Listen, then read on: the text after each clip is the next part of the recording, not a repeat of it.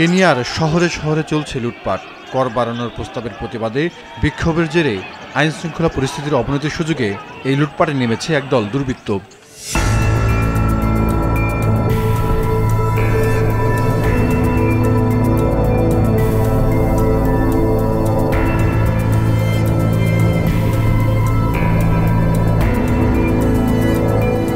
বিক্ষুব্ধ জনতার একটি অংশ পার্লামেন্টে ভাঙচুরও চালায়।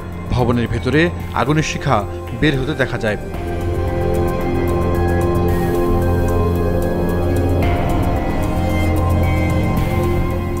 পুলিশ বিক্ষোভকারীদের ছত্রভঙ্গ করতে গিয়ে টিয়ার গ্যাস ও গুলি ছোড়ে। নিরাপত্তা বাহিনীর গুলিতে কমপক্ষে 10 জন নিহত হয়েছে। রাস্তায় মরদেহ ছড়িয়ে ছিটিয়ে পড়ে থাকতে দেখা গেছে। অনেক বিক্ষোভকারী অপহরণের শিকার হয়েছে বলে দাবি করেছে অ্যামনেস্টি ইন্টারন্যাশনাল।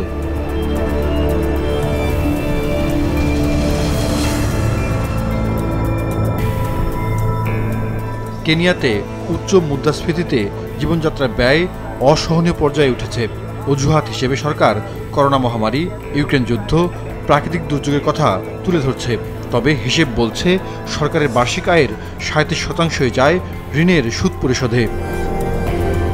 সেই ঋণের বোঝা কমাতে $270 কোটি বেশি কর বাড়ানোর বিল অনুমোদন করেছে সরকার।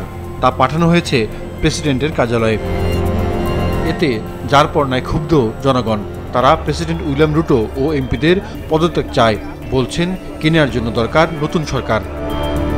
বিক্ষোভ শুরু হয় গত সপ্তাহে। মূলত তরুণরাই এর নেতৃত্বে ডিজিটাল প্ল্যাটফর্ম ব্যবহার করে কর আইনের বিরোধিতা করছে তারা। এদিকে নজিরবিহীন বিশৃঙ্খলা সৃষ্টির পর প্রেসিডেন্ট অভিযোগ করেছেন বিক্ষোভ খারাপ লোকদের হাতে চলে গিয়েছে। জাহিদুর রহমান, মাছরাঙা নিউজ ডেস্ক।